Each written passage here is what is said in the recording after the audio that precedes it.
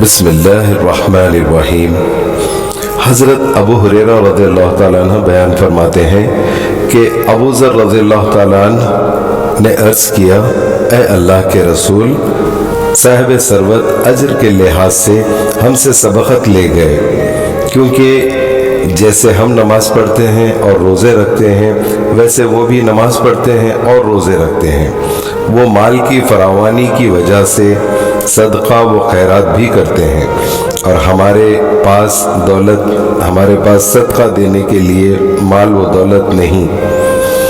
بس رسول اللہ صلی اللہ علیہ وسلم نے فرمایا، اے ابو ذر، کیا میں تمہیں ایسے کلمات نہ سکھا دوں جن کی بدولت تم اپنے سے پہلے لوگوں کے مقام کو پالے گا اور تیرے بعد والا تمہیں نہیں پا سکے گا مگر وہ شخص جو تجھ جیسا عمل کرے۔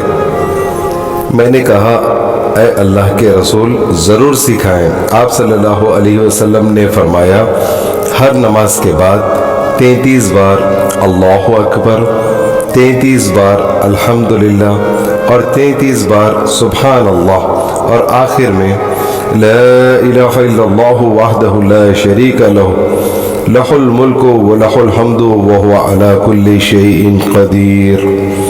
سمندر کی جھاگ کے بروبر بھی گناہ ہوں تو وہ بخش دیے جاتے ہیں۔ سنن ابو داؤد جلد اول کتاب الصلاۃ۔